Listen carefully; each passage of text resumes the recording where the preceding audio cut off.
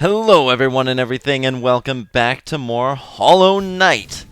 In the last episode, we took things nice and slow. We went all around the world and just spoke to many of the fun characters that we had seen throughout our journey. And on the whole, I would say that things were pretty positive. Many of the people that we went and checked in on were doing quite well. They were happy. It was all well and good, and well, I envy them today, because this is an episode that I have been furiously dreading.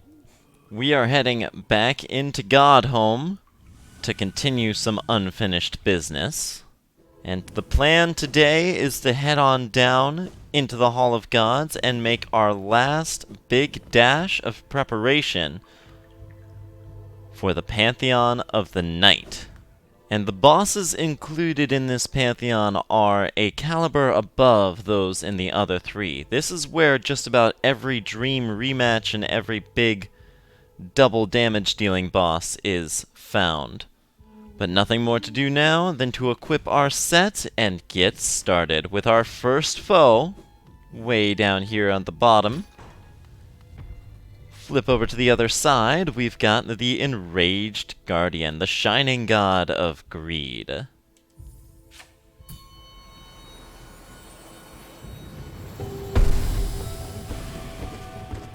Much like the Crystal Guardian, not much has changed here. In fact, even less so, now that we have our handy-dandy invincibility frames, making this one much easier. Starting on Ascended though, his HP nearly doubles. 1250 is no small potatoes, and 4 damage is not either. Like I said, many of the foes that we're going to be preparing against today deal double damage. Ow, which can cause some issues for sure. But as before, this guy really doesn't have anything too complicated to throw at us. Only 3 attacks, and a simple double jump is all it takes to dodge his primary one. So, even though I did take 2 hits there, I'm not too worried about how this is going to go on Radiant. He does have those spikes up in the top corner of the arena, unlike how he did back when we fought him in the Crystal Peak. And speaking of the Crystal Peak, I gotta say, it kind of surprises me how little time we've spent there in total. We got pretty much everything but this guy taken care of way back on our first visit to the place. Oop. He got me. He got me there. Fair is fair. Dang it. Alright, this is going to be my whole day. I also want to show off, just as a small detail, one of his possible dream dialogues there was "Kill it, kill it," which you may recall was very similar to the dream dialogue of one adorable miner bug, who you probably have as much fondness for as I do.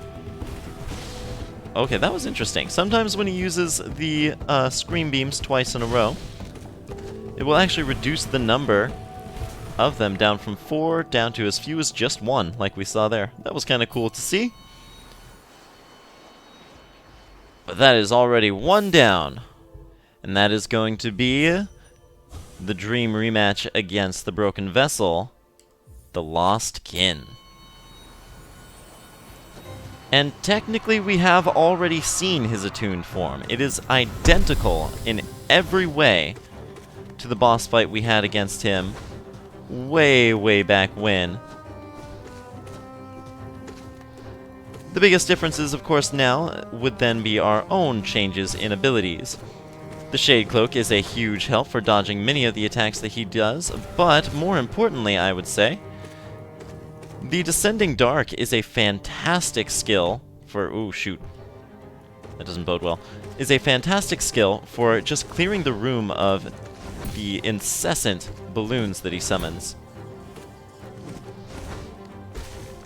Not too bad there, though. His Ascended form is no different from what you'd expect, but the sheer frequency of his attacks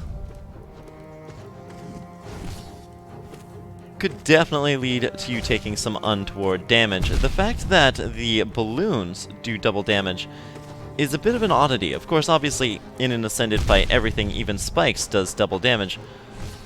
But something about just how weak the balloons appear lends an odd feeling to taking that huge, meaty double hit from him. Okay, that was pretty rough, I have to admit. Heading into Radiant, I have said a few times in the past that the difficulty of Radiant bosses, with the little setting that I have showing, basically doesn't matter. Just because the numbers are so high, there's almost no point in comparing them. But, just for fun, I do want to point out that the Lost Kin here on Radiant is the highest difficulty boss we have yet fought, to the point that he's the first one to exceed 50 on my difficulty scale. And I think that's fun. Biggest tip I can recommend against his Radiant form is to be very free with your spells, and over-charming to the point that you have Soul Eater can definitely help. The Shade Soul is super helpful, not only because of the damage it does, but also because of how much it knocks him back. Him being an exceptionally vulnerable boss to knock back makes it a powerful tool to deal with him. And wow, that really just wasn't bad at all. Our next foe is upstairs, No Eyes.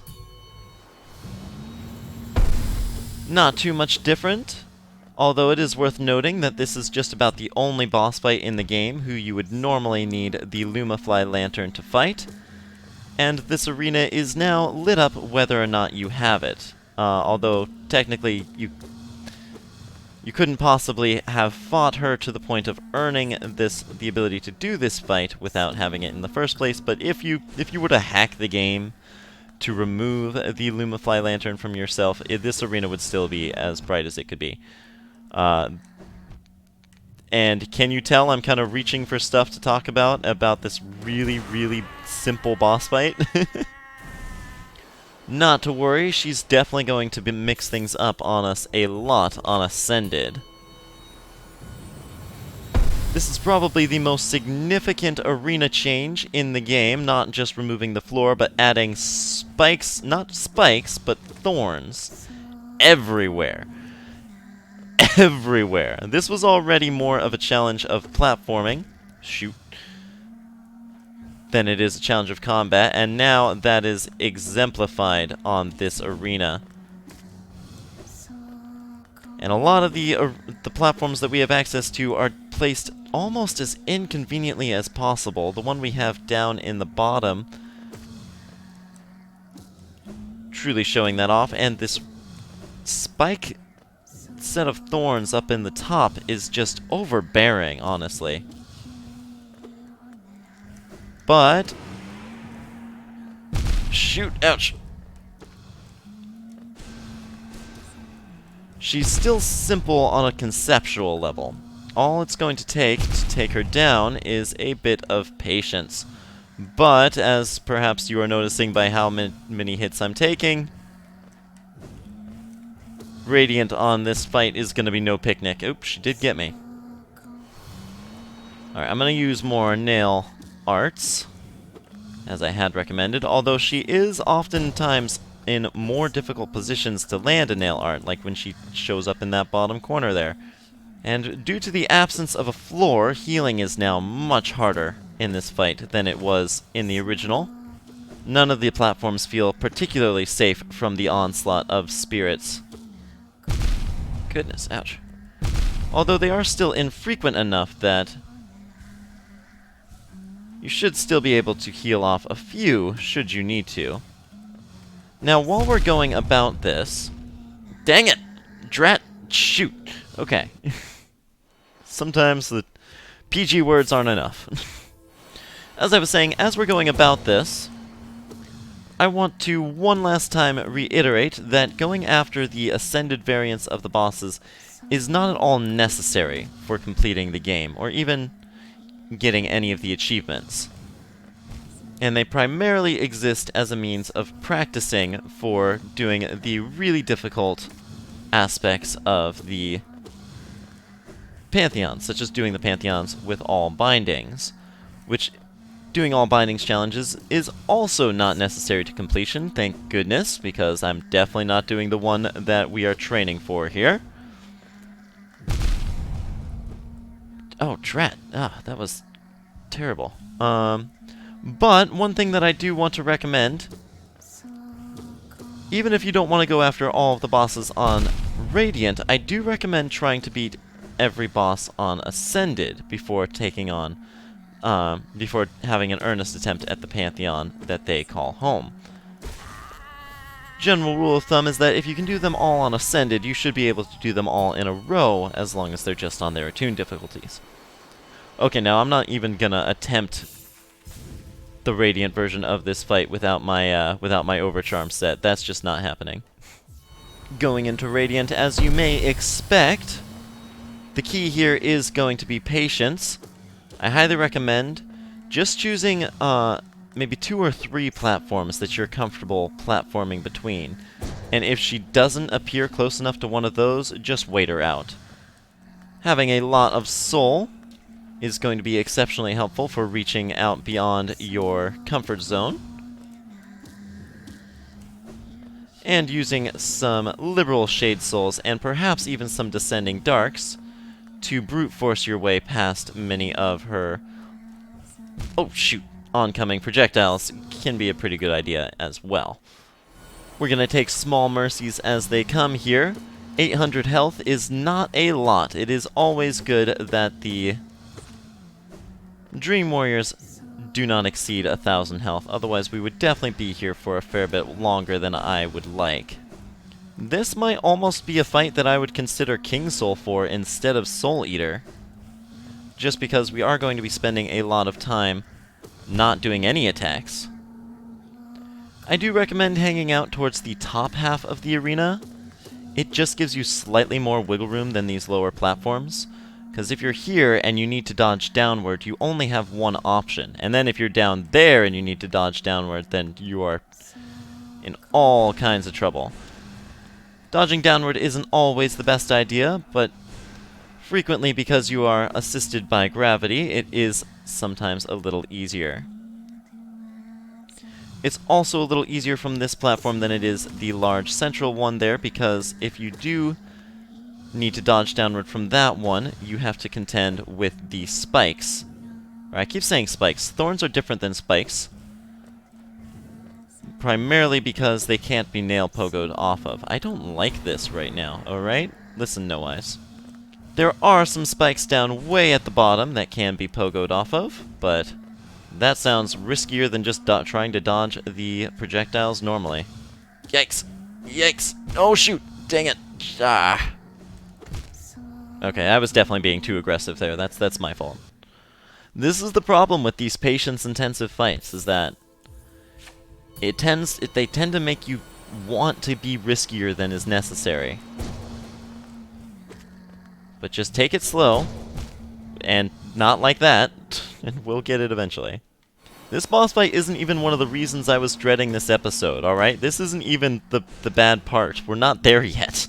Oh yeah, and she does like to spawn inside the thorns sometimes, just because she's that awful of a person. Ah, shoot. That's why I don't like that lower platform. There was nowhere for me to go other than down. Yikes. Shoot. Ah, man. I do really like to use the Shade Soul to dodge while also going down from this top platform. Ah, that was just mean. Huh! Okay, now they're coming fast and loose. Okay, there we go. Whew, that was really close at the end there. But we did manage that. And she is far from the worst of them. Alright, our next foe is the Traitor Lord. And his arena is a little bit different, but in terms of his stats, there is nothing different about Attuned compared to his original fight. But we do have a much wider and taller arena to work with this time than... Oh, shoot, there's walking forward coming into play. On Ascended, he now sports 1300 HP. Not too much difference, so I might as well point out one of the really cool details with this arena is he's got the Traitor's Child's grave down behind him, and if you did the Traitor Lord ending to Cloth's story, you can see her club has found its way into the memoriam of this arena, which is just a nice touch all around. Now, I don't have too much to offer in the way of Radiant advice. You can basically go about this fight in two ways. Either the fast, aggressive way, where you stay in his face and use some spells, and basically just accept the fact that maybe he'll end up doing a walking forward attack into you. Or you can play it a little safer, rely more on shadow dashes in order to dodge his attacks, and keep your distance if things ever feel a little cramped. I do recommend that if you are having some trouble differentiating between the telegraphs of his two main attacks, but if you're not, this fight is over rather quickly. Our next foe is the White Defender, and honestly, you guys have seen plenty of this guy. And his Ascended and Attuned fights are completely identical to two of the fights we've already done. So I'm going to meet you guys on the other side. One thing I suppose I could mention, though, is that the White Defender is one of very few foes you actually do not have to unlock here in the Hall of Gods by fighting him in the overworld. Instead, doing even one fight against the Dung Defender here in a God Home, whether that be up in a Pantheon or down in the Hall of Gods, will immediately unlock this fight for your convenience. I honestly don't know why that's the distinction. No such caveat exists for Great Prince Zote, who is probably the most similar boss fight to him. Although, to be fair, not Great Prince Zote does not have any place in the Pantheon, so maybe if he did, that could have been the case. Got through Ascended after only taking one hit, so Radiant shouldn't be too bad. But let's put my money where my mouth is. Tactics-wise, there's not going to be too much that's different here from when we fought his 5 damage variant over in his Dreams. Simply keep your distance, be ready to dash away at a moment's notice, and if he presents you with an opportunity such as this, don't drop the ball. Am I right, or am I right, or am I right, or am I right, or am I... I'm done. Oh shoot, I dropped the ball. That's kind of what I get for making that joke. Oh, that's fair. I accept my dues. As one of the few cheesable Radiant boss fights, I don't consider this guy exceptionally difficult. But there's no need to underestimate him. He is still one of the more difficult boss fights out here.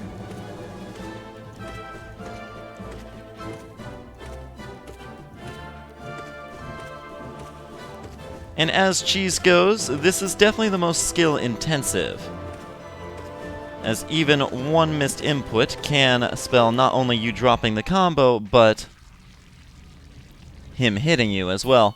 But all around, nothing too terrible there. Our next foe is the failed champion, the Dream rematch of the False Knight. And say it with me this time, there is nothing statistically different about him since our fight against him in the first place. And I am just being incredibly reckless, but that's okay. The entire goal remains the same. After you get him down to his first stagger state, you can use your Dream Nail to your heart's content and get as much as you want from him, which enables you to once again take advantage of his enormous weakness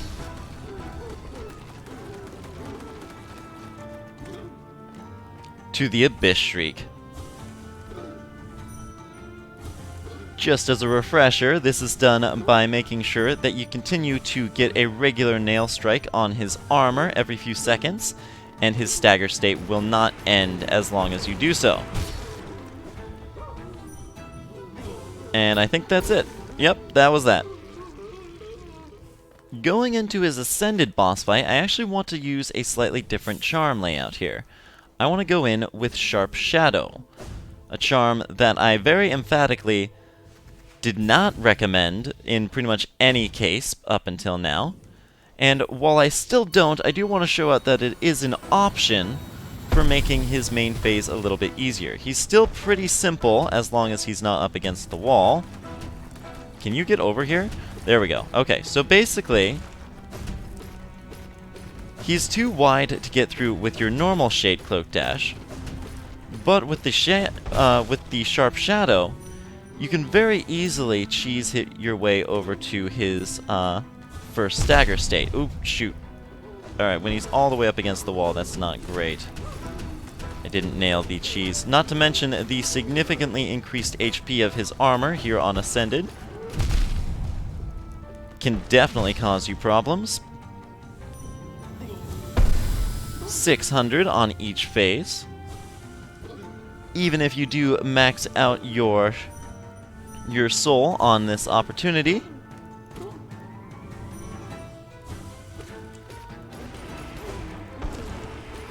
the full volley that you provide is still not enough to take him all the way down. So you are going to have to close out the fight on your own. I'm gonna go for a slightly different Overcharm build here. Actually using Spell Twister for once, just because we have the opportunity to max out our spell completely free. One other small difference that he has from his base game fight is that he no longer falls through the floor to do the, after his last, or his third phase, after doing a tantrum. Functionally, it doesn't really change anything but reduce the amount of attacks you have to avoid by one singular tantrum. But as long as you continue your circular approach to this fight, dashing away, and oop, he wasn't supposed to do that. I was gonna say, dashing away, jumping and dashing back in does pretty consistently avoid most of the attacks which he is capable of. Better to jump underneath him when he dashes forward, but oh shoot, he's up against the wall again. Alright, well this is why I chose to bring in Dream Wielder, because it makes it completely and totally effortless to fill your soul, even without needing to take advantage of his extremely cheesable stagger stats. You get more soul and more speed, and more spells for your troubles. Oh gosh, almost choked at the last hurdle there, but not too bad at all. I'm braver than all of you, but this great shell, it does not belong to you, sir. It belongs to Hegemol. We know it now. Okie dokie. Oh no. Oh no.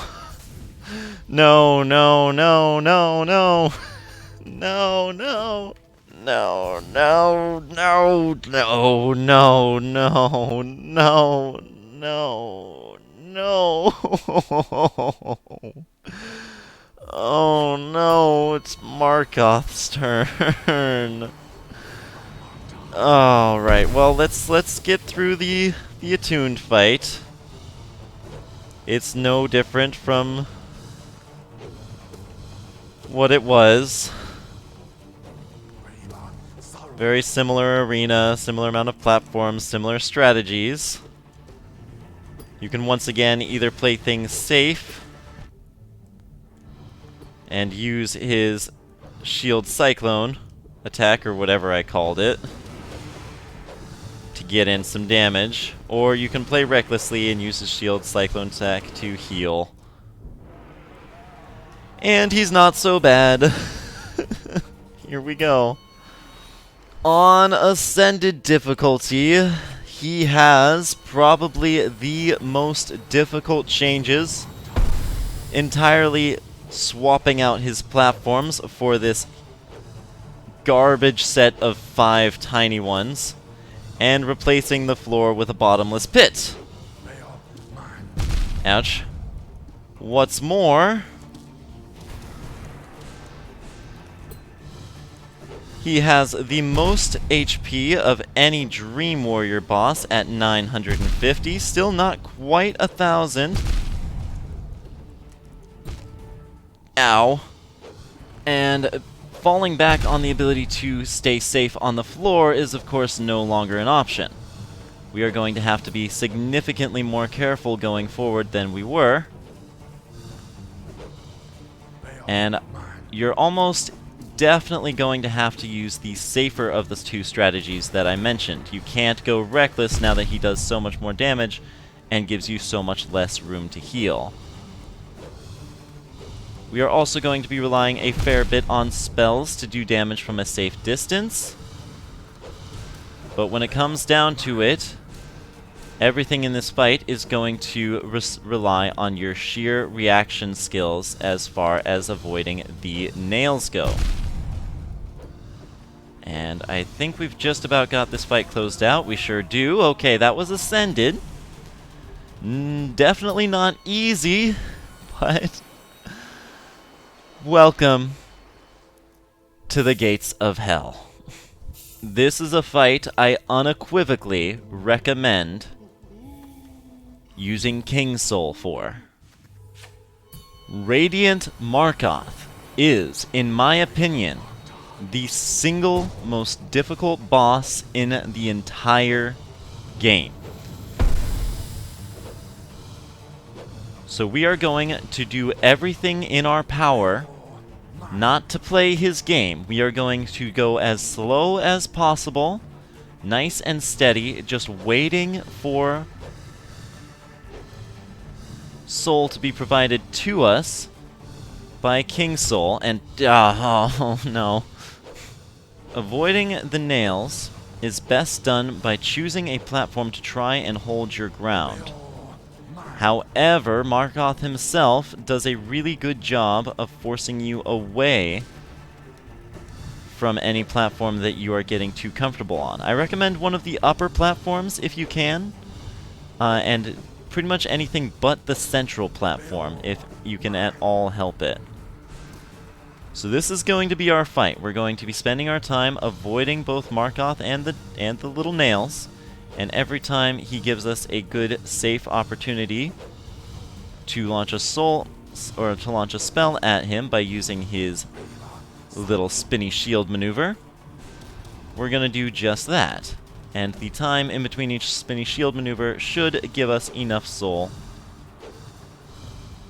thanks to King Soul, to launch him at him. Although if he gives us a nice opportunity like that, who am I to deny it? Oh gosh, that was riskier than it needed to be. Oh, that was too. And I just blasted a soul into the wall. This is not a fight to be rushed. If you want, you can sort of try and go the Galleon route of being as fast and reckless as you can in hopes of taking him out before he takes you down. But there is essentially no safe way to 100% avoid all the nails as long as you are not giving them 100% of your attention. Things aren't so bad on the first phase. As you get more accustomed to the timing and the positioning, you might consider being more aggressive on the first phase to bridge your way over to the second phase. But once you're here on the second phase, the sheer amount of nails becomes, oh man, really just terrible.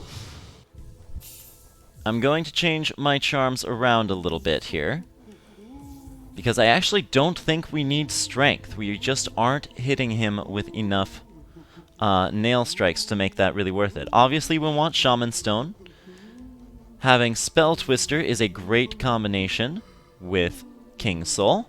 I really don't want to not have Mark of Pride. We might even consider also bringing in Long Nail, just in case we do have the opportunity to hit him. We want to have as much space as possible.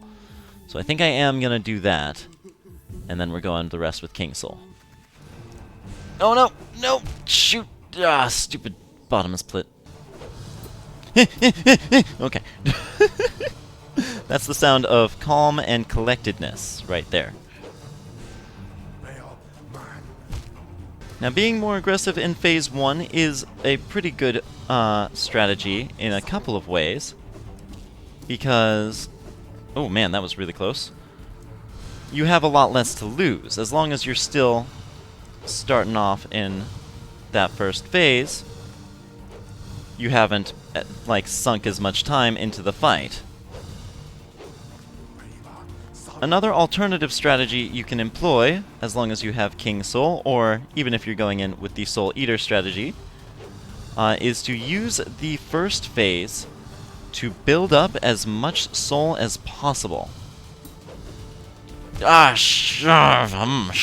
Alright. If you go into the second phase with maximum soul, you can basically just blitz down the rest of his health with as many spells as you can muster. The downside is that you have to use less spells in the first phase. Come on. Ah! Oh my goodness. This is it. This is the rest of my night right here. Oh, really? Oh, man, I thought I saved myself there. If, for whatever reason, you do not have King Soul, don't worry. Honestly, this is probably not the optimal strategy for this fight. You will get, as ever, way more soul from using a Soul Eater build, and just using what few hits you can get in by sneaking in maybe a Nail Pogo as you maneuver your way around the arena. I'm doing it this way because I am not good at this game.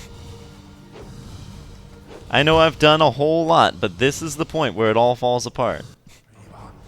Why did I do that? I'm so friggin' stupid. Whoa, whoa, whoa, whoa. The fact that he just goes in a completely random direction at a completely random speed. This one boss by itself is harder than being hitless on an entire Pantheon. Oh, what happened there? Oh, the platform got me stuck. Oh, man. Oh, stupid platform, get out of my way! No! Oh, man. Alright, we made it back to phase 2. I have a fair bit of soul.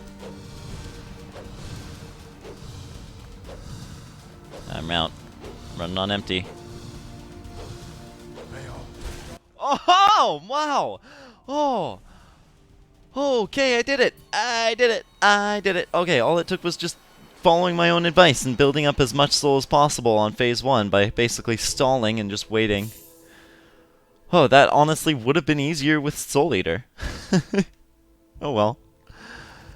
I never have to do that again! Oh, but we don't get a break, though. Because some people consider this one to be even harder. The Watcher Knights. While not too much stronger than they were, but that's okay. We have all the damage in the world to deal with them with.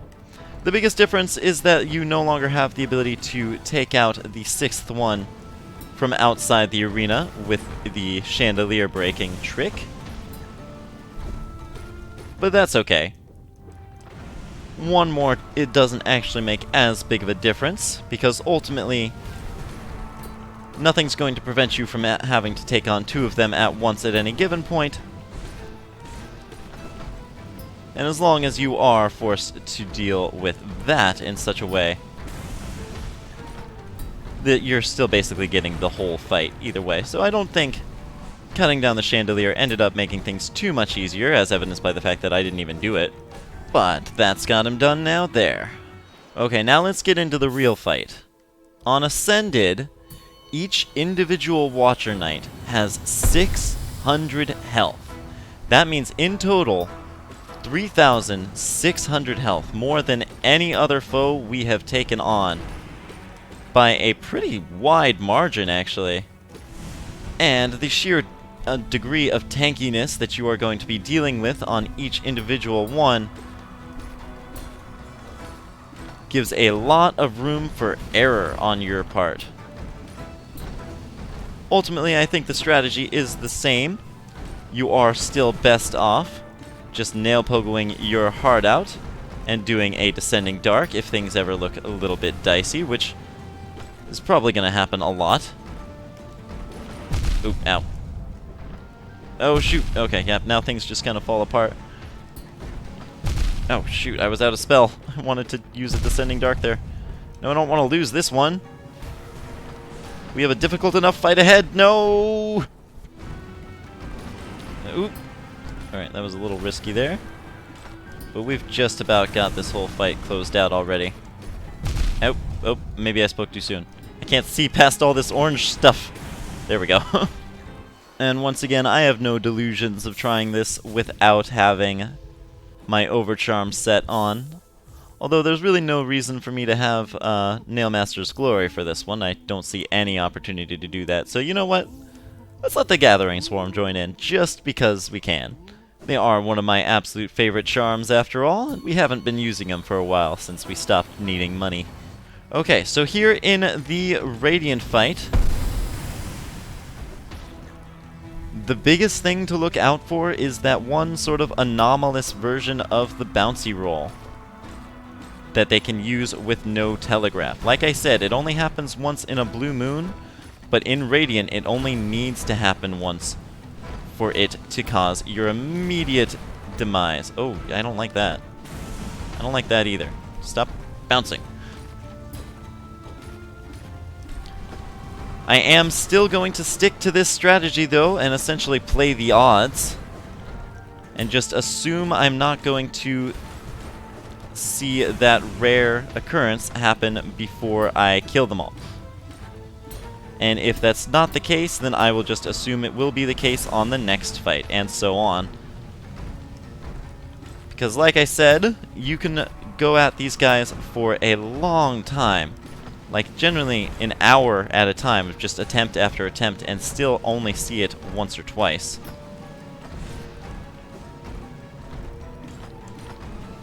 Man, you guys are in a bouncy mood today, aren't you? You're not the last one, are you? There's still another one. Right? I didn't just do it.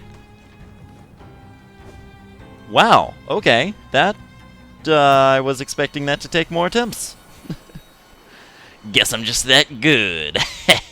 Just kidding, I definitely got lucky there. Okay, well that's gonna bring us to the final boss of today's video.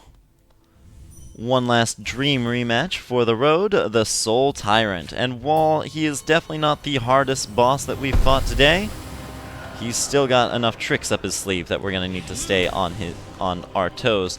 One last time. Ouch.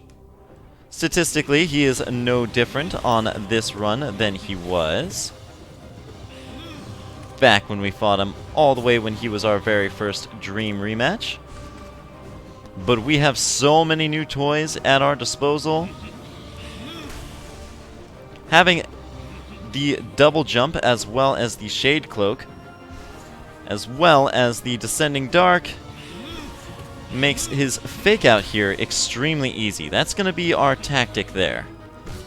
Is as soon as we see him appear above, we are going to dash to the side, jump up, then dash to the other side, and double jump up, essentially forming a zigzag pattern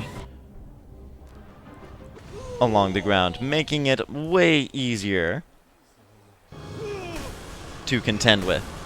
His last phase here has, of course, Soul Storm, but still only 350 health, making it pretty easy to just brute force that one down. But of course, that was just attuned. We have quite the real fight to go at now. Now sporting a total of 1,850 health. Still only half of what we had to deal with for the Watcher Knights, but a significant degree to still give us many, many opportunities to mess up and lose our footing. However, having the Soul Pinwheel still gives us a pretty good opportunity to heal, even now that he's doing double damage. I still recommend taking advantage of that, just because he does give you so much time.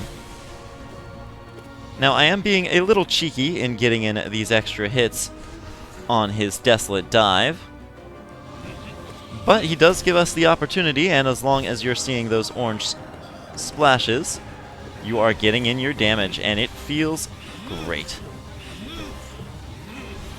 For a foe with this much HP, taking things slow is an option, but once we get to the point where we're fighting him on Radiant, patience is going to feel a little bit crushing. The Shade Cloak, of course, gives us an easier way to dodge the Soul Pinwheel than we had before, but doing it the way we're doing it still gives us the opportunity to get in a little bit more damage, and every bit helps an absolute ton against this fight. Now, his second phase here, having 600 health,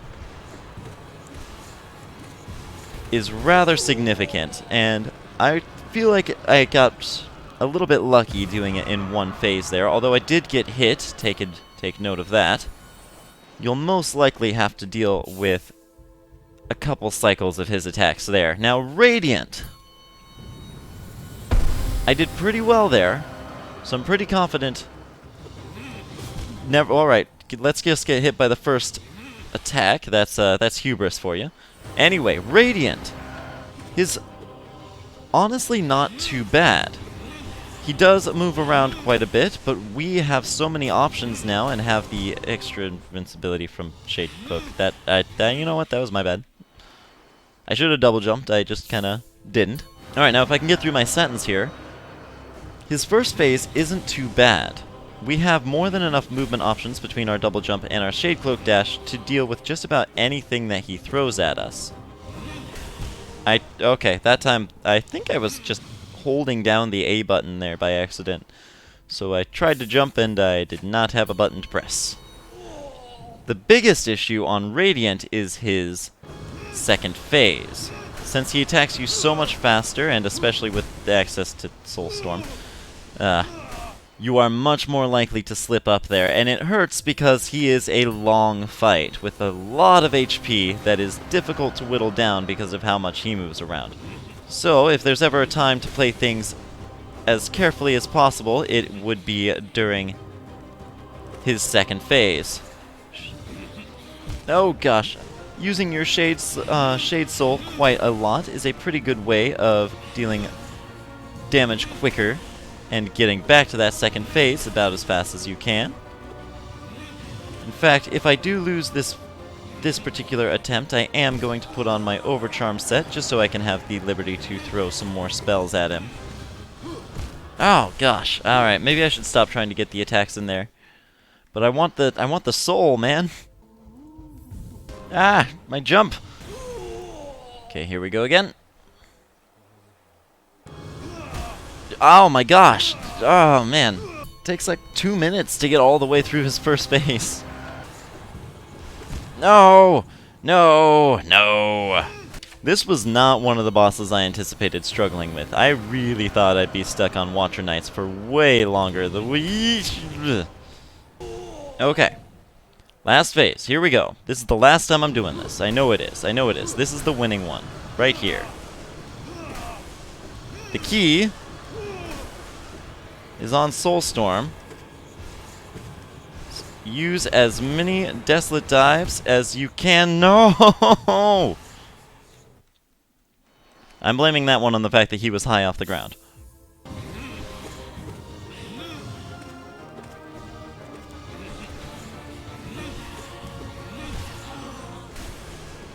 You're off the ground again. I don't know why I did that. I knew it was a bad idea. Don't use Abyss Shriek on the last phase. It can be tempting because he's off the ground and not affected by knockback, but don't do it. Ah! If this takes me more attempts than Markoth, I don't even know what to think. Ah!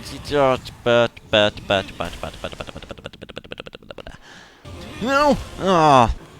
You know what? Oh, gosh! There's too many balls. Okay, come on. Alright, so for some reason I'm genuinely more consistent at getting in the damage on the Desolate Dives, even though this looks like it should be harder. So you know what I'm thinking I'm gonna do? I'm just gonna get in my damage there, and then we're gonna spend all of Soulstorm just dodging the balls with the help of Desolate Dives, or Descending Darks, gained from Desolate Deluge. You know what? I'm done playing your game. Okay. Should have been doing that the whole time. Good game, Soul Tyrant. And whoo, that is the last time we're gonna have an episode like that, going through just 9 bosses back to back to back. There are not enough left for us to have to do that. Conspicuously, we haven't fought Nightmare King Grim. He'll get his time, but he is not present in any of the 4 pantheons. So that's gonna do it here. Oh, I'll tell you that, I am glad that one's behind us. That was one. My recording right now is sitting at 2 hours. I don't know how long the episode is, but I'm willing to bet it's a lot less than 2 hours. Okay, see you guys next time when we tackle the Pantheon of the Night. We may be a bit overprepared, but I'll see you guys then.